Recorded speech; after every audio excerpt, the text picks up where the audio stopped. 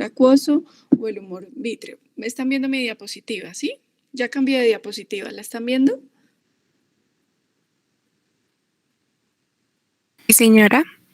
Bueno, entonces como se dan cuenta, también es la primera causa de pérdida de visión, pero con una característica que es reversible. Si la primera irreversible es el glaucoma, la primera reversible es la catarata. Se sabe que más o menos existen o hay 18 millones de personas en el mundo con esta condición y que causa aproximadamente el 48% de los casos de ceguera a nivel mundial. Y algo que es muy importante es, fíjense el último dato que está anotado ahí, la mayoría de estos pacientes o un porcentaje muy significativo de estos pacientes están en países en vía de desarrollo. Esto va de la mano con lo que les mencionaba en la primera clase de anatomía, que oftalmo requiere desarrollo tecnológico y un aporte económico muy importante. Entonces, donde no lo hay o donde esas situaciones o esas condiciones son precarias, pues vamos a ver con mayor frecuencia y severidad este tipo de patologías. Simplemente recuerden la anatomía del cristalino, recuerden que es un lente biconvexo, transparente, avascular, que tiene 3 capas, un núcleo, ¿cierto? ¿Qué es esto? Una corteza, que son todas estas fibras circulares que ustedes ven acá, y una cápsula, ¿sí? Que es esto que ustedes ven acá, que es lo que envuelve. Si ustedes se dan cuenta, el cristalino únicamente tiene un epitelio que está por debajo o por detrás de la cápsula anterior. Y a partir de ese epitelio es que digámoslo así, él se forma y se va desarrollando y nunca para de crecer. A lo largo de la vida, estas células epiteliales migran del centro a la periferia y cuando llegan a la periferia, por lo general se alargan o se elongan y forman estas fibras y los núcleos se van a quedar completamente periféricos, con el objetivo precisamente de que estos núcleos no obstaculicen o no generen ninguna alteración refractiva para el paso de la luz. Bueno, entonces básicamente eso. Recuerden que está por detrás del iris, como se dan cuenta, y que está sostenido gracias a la zónula, que son estas fibrillas, ¿cierto? Que están acá. Es fibrilina que está anclada a la cápsula del cristalino, fíjense, tal cual, y que le dan el soporte. Así es como se ve el cristalino. Si hiciéramos un corte, pudiésemos ver sus capas. Cuando uno habla del globo terráqueo, uno habla de polo norte y de polo sur, ¿cierto? Cuando hablamos de cristalino, uno habla de polo anterior y de polo posterior. Y también hablamos de un ecuador. Entonces el ecuador es esa línea imaginaria que está en 360 grados. Entonces sobre ese ecuador es donde precisamente se van a insertar esas fibrillas zonulares que mantienen en su posición el cristalino. Recuerden que no tiene vasos sanguíneos. Bueno, es completamente transparente. Como ya habíamos hablado, su nutrición y su metabolismo va a depender directamente del humor acuoso. Bueno. Entonces, en condiciones normales el cristalino es completamente transparente, pero fíjense que pasa en un ojo con catarata. Recuerden que es una de las causas de leucocoria y cuando se opacifica, y lo hablábamos esta mañana, cambia su índice refractivo. Entonces, no va a permitir el paso de la luz, sino que va a generar dispersión de esa luz. Es por eso que pues al final pues no se va a permitir o no va a dejar que se forme una imagen. Las cataratas, y digamos que esto es algo más que el tratamiento, esto es algo muy importante en cuanto a la etiología. Catarata no es igual a envejecimiento. La catarata, digamos que la podemos ver en los adultos mayores y las relacionadas con la edad precisamente cumplen ese aspecto, ¿cierto? Relacionadas con el envejecimiento, pero tenemos niños con cataratas, tenemos recién nacidos con cataratas. Entonces aquí entra la catarata congénita e infantil. También tenemos la inducida por medicamentos, las que tienen una etiología metabólica y las postraumáticas. Entonces vamos a ver un poquito más en detalle cada una. En cuanto a las cataratas congénitas e infantiles, entonces aquí es muy importante tener una cosa en cuenta y es el compromiso, si es unilateral o si es bilateral. Como se dan cuenta, para ambos casos, tanto bilateral como unilateral, la principal causa, o más bien en ambos casos no encontramos una etiología, es decir, nos quedamos con que es idiopática, pero eso se debe considerar cuando es un diagnóstico de descarte, ¿listo? O sea, cuando no encontramos nada más, debemos quedarnos con que es idiopática. Pero miren la diferencia entre la bilateral y la unilateral. Cuando hablamos de bilateral, la segunda causa es la hereditaria. Entonces, por ejemplo, son esos niños que llegan, que la mamá les llega diciendo precisamente que ellos tuvieron catarata en la infancia, que el abuelito tuvo, que el hermano tuvo, sí, pero no cuando fueron adultos o ancianos, sino precisamente cuando fueron niños o jóvenes, ¿sí? Acuérdense que la expresión y variabilidad genética puede hacer que no se presenten a la misma edad, ¿sí? Por ejemplo, hay casos en que la mamá llega diciendo, no, a mí me operaron cuando tenía 10 años y el niño llega con catarata a los 2 años de vida, ¿sí? Es decir, con un compromiso mayor, pero pues digamos que está relacionado con ese componente genético. Dentro de las otras causas que le siguen en frecuencia, entonces miren, patologías genéticas y metabólicas. Aquí hay que tener uno muy en cuenta, que es el síndrome de Down, la cromosomopatía más frecuente. Entonces, siempre que tengan un niño con Down, revisen reflejo rojo porque se pueden encontrar una catarata. Otros que se pueden encontrar, la galactosemia, que ya lo habíamos hablado, son niños que tienen retraso en su crecimiento, patologías metabólicas, no tienen ganancia de peso, entonces sospéchenlo. Síndrome de Marfan. El síndrome de Marfan tiene algo muy característico y es que acuérdense que compromete la fibrilina, el gen de la fibrilina está comprometido. Entonces, además de hacer catarata, hacen subluxación de cristalino. Entonces, es un cristalino que está descentrado, que está desplazado de su posición. Bueno, y pues estas otras que ustedes pues, pueden ver acá y que tienen características muy puntuales y adicionales también a nivel oftalmológico.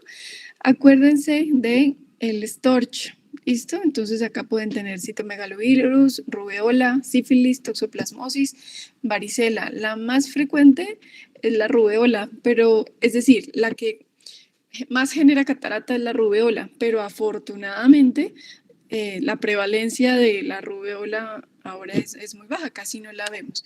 ¿Qué vemos? Toxoplasmosis y citomegalovirus. Entonces, siempre, si ustedes tienen sospecha o si hay una serología alterada durante la gestación, confirmen, busquen, miren, y además si es un bebé con catarata, pues sospéchenlo. Además que no solamente van a generar catarata, por ejemplo, la rubeola, el citomegalovirus, están asociados también a generación de glaucoma congénito, generan disgenesia del segmento anterior, entonces uno lo podría llegar a ver.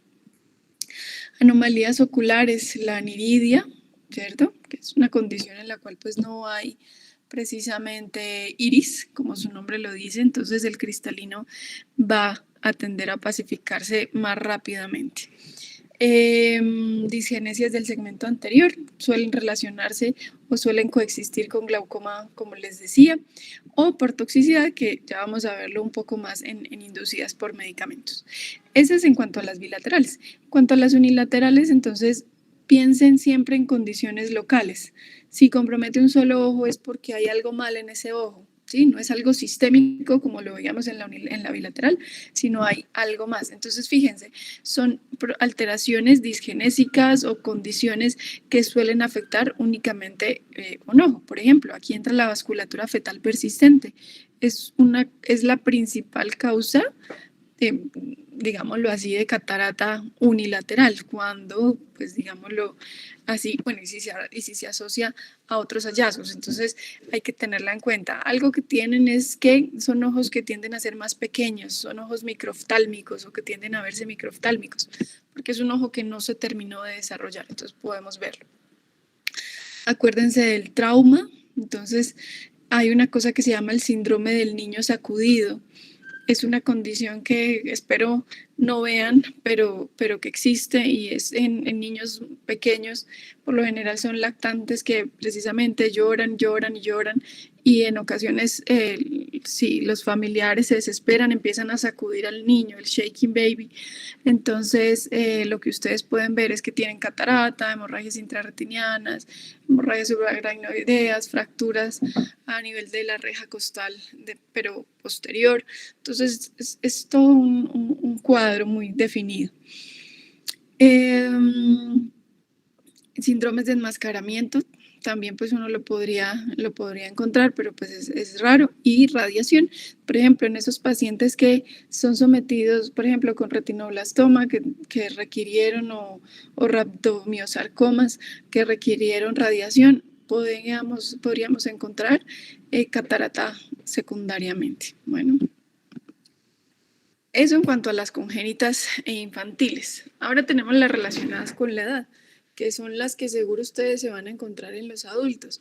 Entonces, a medida que envejecemos, el cristalino, digámoslo así, que tiende a sus fibras desordenarse e hidratarse. Es por esa razón que el cristalino tiende a opacificarse. Esta es una catarata nuclear. Si ustedes se dan cuenta, solamente el núcleo está opaco, la corteza está completamente transparente.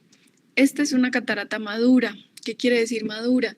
Que hay compromiso de la corteza y del núcleo. Todo se ve blanco, tiene la apariencia de una roca, se ve como una roca completamente blanca. Esta es una catarata morganiana o intumescente.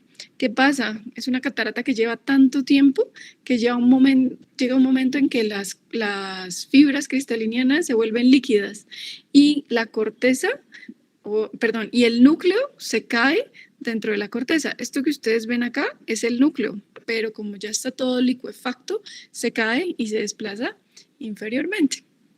A medida que la catarata avanza en el tiempo, tiende a cambiar de color.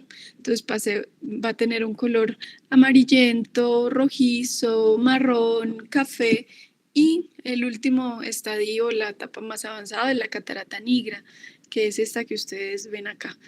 Las fibras cristalinianas se vuelven completamente negras y es precisamente por la alteración metabólica y el tiempo que lleva. Entonces, digamos que es el estadio final de la catarata.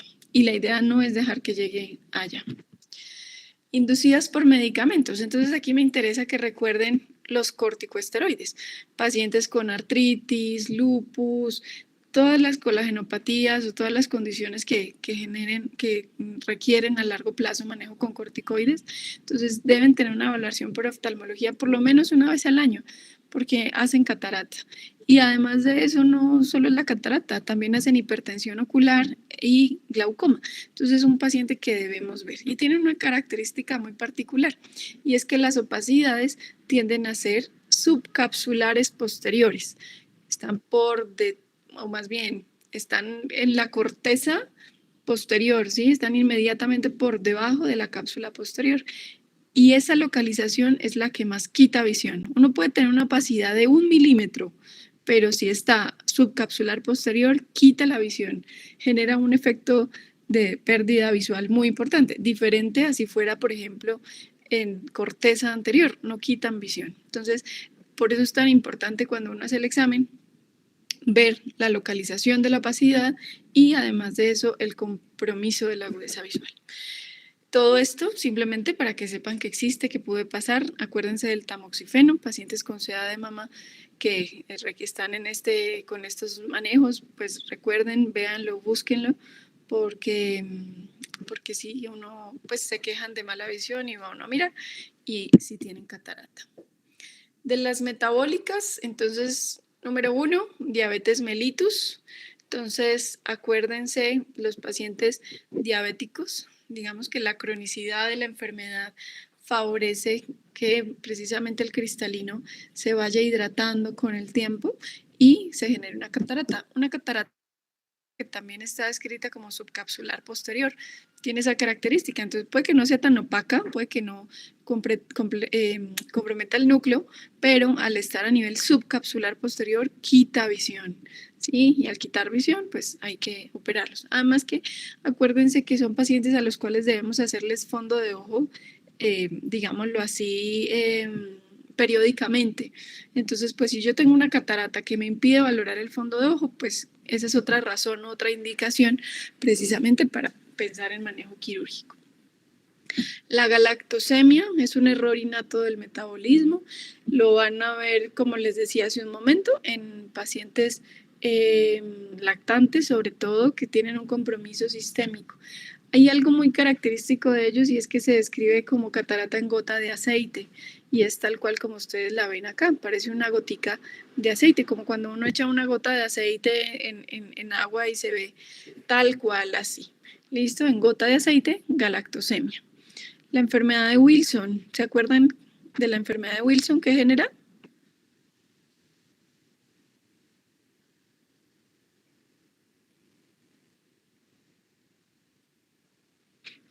¿Quién sabe?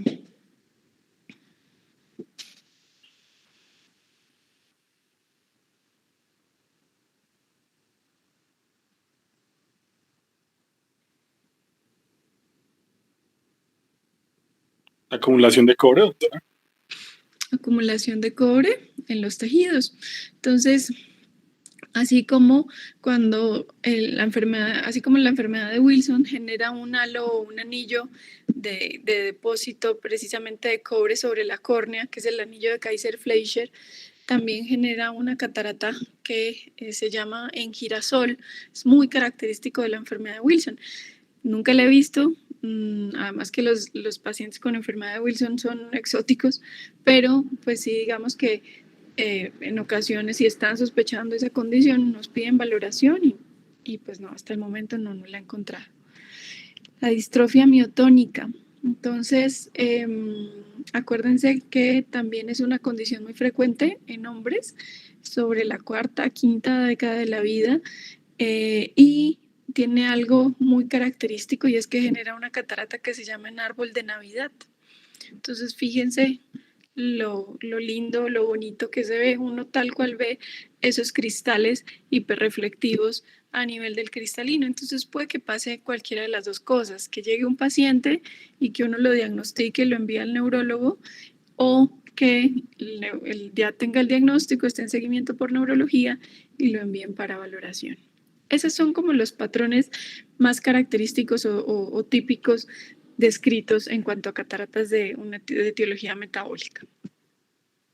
Por otro lado, tenemos las traumáticas, por todo tipo de trauma, ya sea trauma abierto, trauma cerrado, trauma contundente. Entonces, pues ustedes pueden ver el compromiso del cristalino. Por ejemplo, si ustedes se dan cuenta, esta es la fotico más fácil. Aquí se ve una herida en córnea y las suturas precisamente de esa herida, pero además de eso ustedes están viendo el cristalino completamente opaco y con salida de ese material cristaliniano, o sea, por el trauma también se comprometió el cristalino.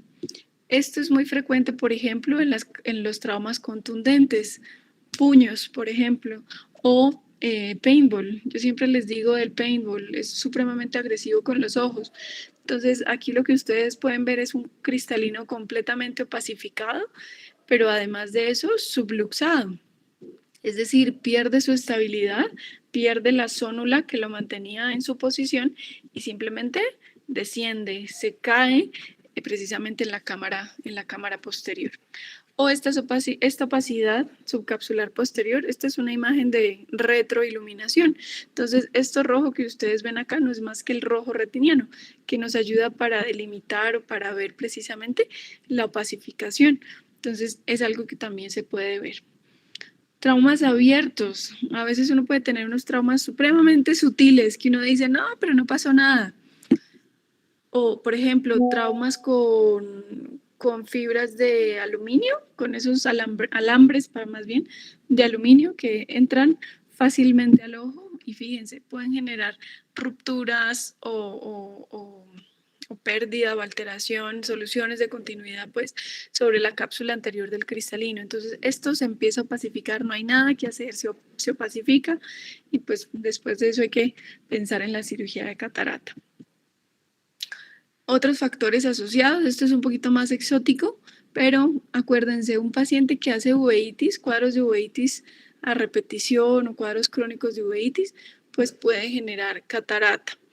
está demostrado que los pacientes que tienen tanto desnutrición como obesidad y los que están expuestos a condiciones como permanecer mucho tiempo en espacios abiertos, por ejemplo, las personas que viven en ambientes o zonas rurales, pues tienen más riesgo de ambliopía más temprano. La exposición al alcohol también, digamos que se ha asociado, así como el tabaquismo. La explicación directamente, pues digamos que no es clara y no hay una asociación significativa, pero sí se relaciona con el desarrollo de catarata más tempranamente. El síndrome de pseudoexfoliación, simplemente que ustedes sepan, es una condición netamente oftalmológica en la cual pues hay el acúmulo de un material fibrilar que si ustedes lo ven, pues se acumula sobre el cristalino y genera opacificación y otras condiciones a nivel ocular. En cuanto al cuadro clínico, entonces, ¿qué les va a decir un paciente que tiene catarata? Entonces, lo principal es la disminución de visión, pero hay algo muy característico y es que ellos ven, es como si vieran entre nubes, por eso se llama catarata, porque nos habla precisamente de las cataratas, del humo y de esa opacidad que se ve cuando hay la caída o cuando vemos la caída de agua libre. ¿Sí? Entonces es como ver entre nubes, pero uno de los signos más tempranos es la alteración en la percepción de color. Lo que está descrito es que hay alteración de la visión azul, amarillo. Entonces los pacientes tienden a ver de esta manera, como si las cosas fueran muy iluminadas o muy amarillas. Fíjense acá. Entonces es como si vieran entre nubes, difícil ver la definición de las cosas. O por ejemplo, si fuera una catarata nuclear como la que les mostraba hace un rato, pues hay un compromiso a nivel central y periféricamente pues está bien, hay una buena visión, pero en el centro hay mala visión. Entonces, esto es básicamente lo que el paciente les va a referir. ¿Qué vamos a ver? Entonces, la pacificación del cristalino, por eso es que es tan importante la lámpara de hendidura, y yo se los he mencionado, pues aquí podemos ver qué parte del cristalino es la que está opaca para saber precisamente en qué etiología deberíamos pensar y si impacta o no sobre la agudeza visual, si se correlaciona con la agudeza visual del paciente. ¿A qué pacientes hay que tratar? Pacientes que tengan agudezas visuales por debajo de 20-40 o si hay compromiso de la función visual o afectación de su calidad de vida. Por ejemplo, si tenemos un paciente que es fotógrafo, ¿sí? Pues es un paciente que va a decir, no, es que no puedo, o sea, no puedo trabajar, no puedo hacer nada, no puedo hacer mi trabajo. O un anciano, por ejemplo, que tiene episodios de caídas, fracturas, y al final, pues, se dan cuenta es que el paciente no estaba viendo, ¿sí? O pacientes que antes eran muy activos y que de un momento a otro se quedan quietos, no quieren salir, no quieren moverse, eso afecta la calidad de vida. Entonces hay que pensar en cirugía. La catarata, digamos que puede generar también glaucoma de esos 3 tipos, pero pues de eso vamos a hablar después en la parte de glaucoma. Seguimiento de fondo de ojo, lo que les mencionaba hace un momento. Si yo tengo un paciente que es diabético, pues yo necesito hacer seguimiento de fondo de ojo para mirar si hay o no retinopatía. Entonces, si tengo catarata, pues no lo va a poder mirar. Hay que quitar la catarata y poder hacer el seguimiento. O los casos de luxación o subluxación del cristalino, la foto que les mostraba hace un momento. Entonces, aquí el cristalino está subluxado. El paciente, el eje visual está acá. Entonces, imagínense lo que es ver con una porción sin cristalino y la otra porción opacificada. Es un paciente que no ve. Hay que operarlo. ¿Hasta aquí alguna pregunta?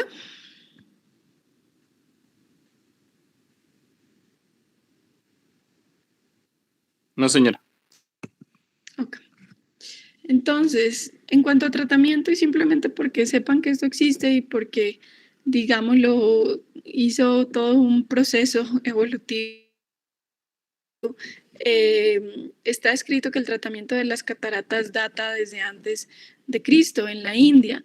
Entonces, antes lo que se hacía era simplemente lo que ustedes ven acá, se luxaba el cristalino, entonces obviamente sin anestesia ni nada, sino con un elemento punzante, lo que se hacía era enviar el cristalino o desprenderlo de su zónula para que se fuera a la cavidad vítrea y de esa manera despejar el eje visual.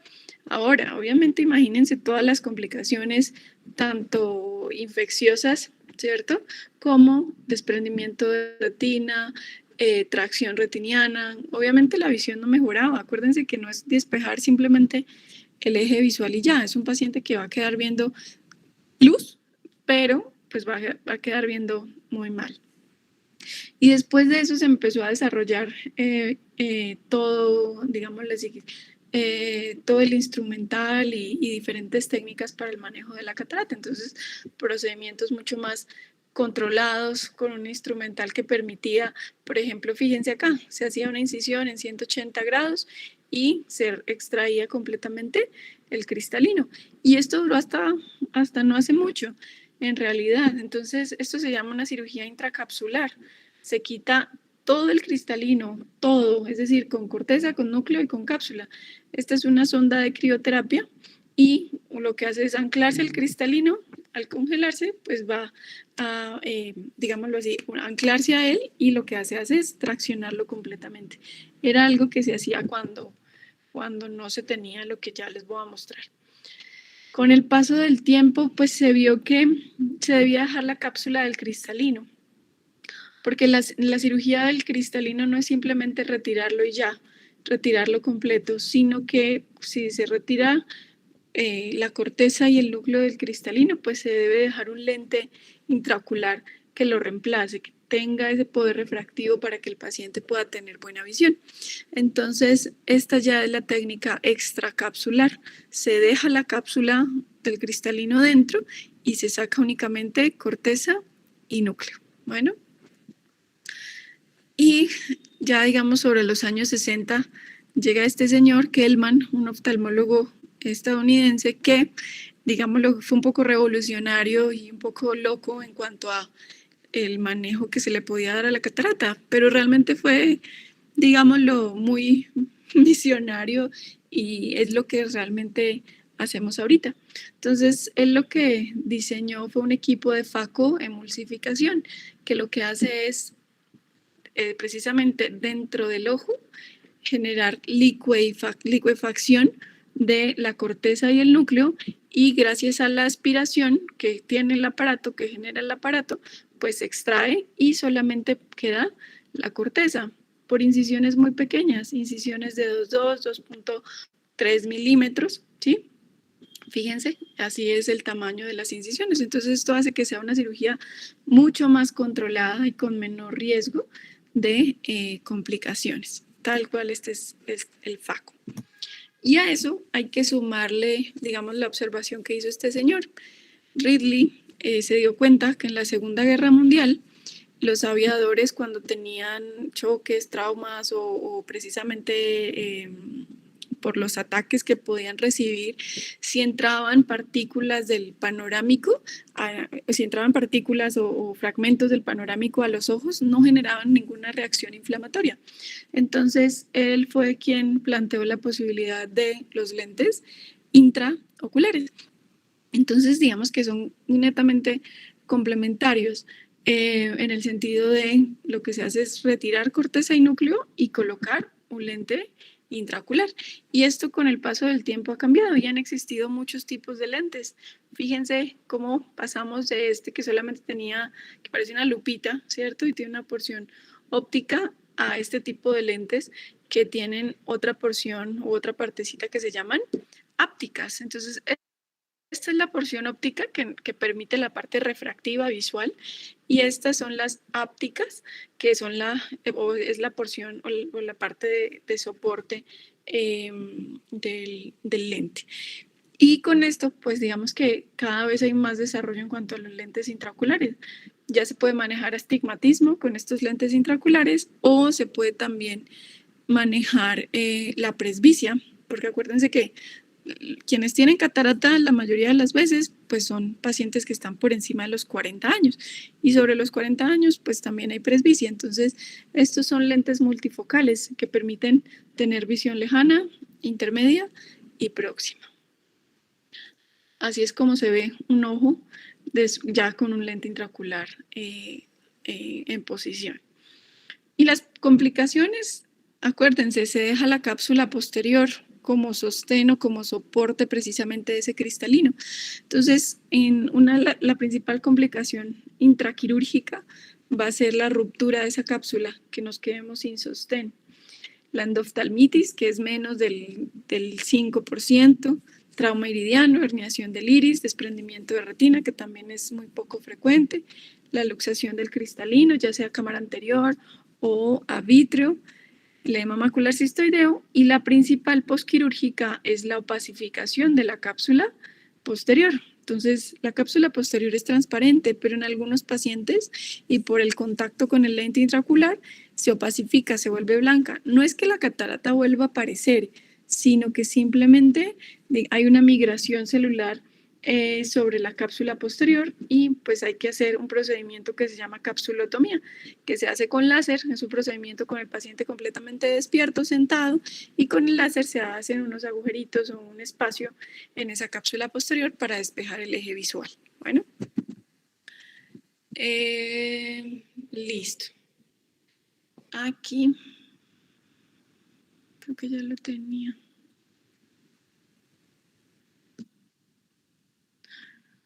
¿Hay alguna pregunta?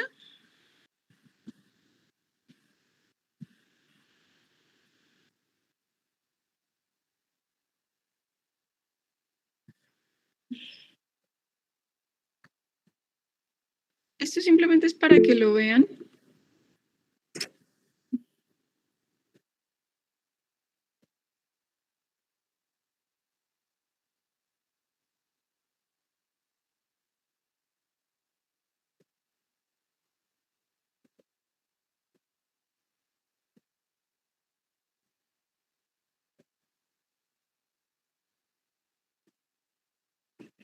Imagínense esto completamente blanco.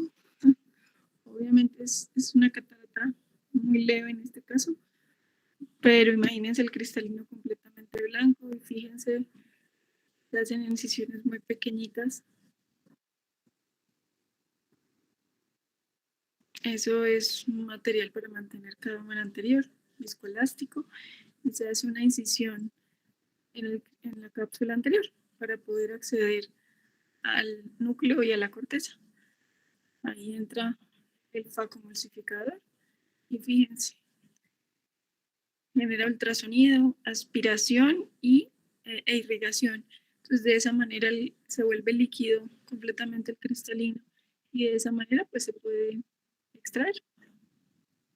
Ahí queda ya el saquito de precisamente de soporte para el lente intraocular.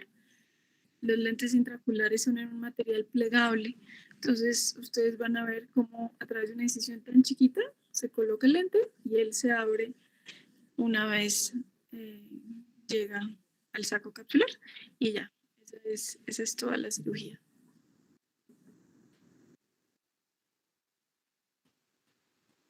¿Hay alguna pregunta? No, doctora. No, señora. Ok. Y ahora les voy a mostrar un video que por lo general siempre les muestro, sino que mi internet está muy malito.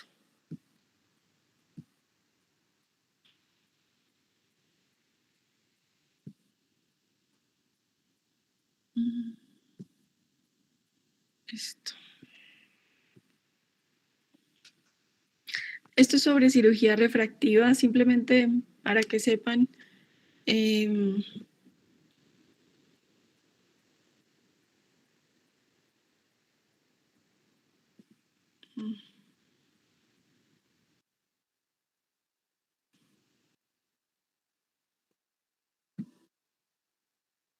Para que sepan simplemente cómo funciona. Es muy amigable y cuando les pregunten ustedes puedan saber y responder.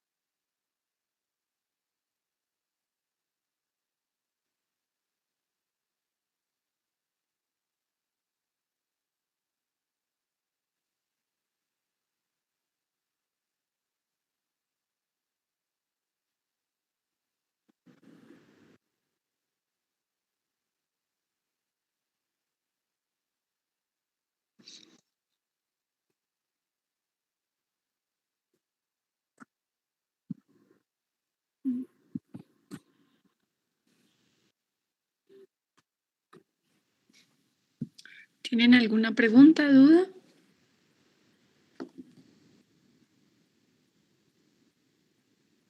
No, señora.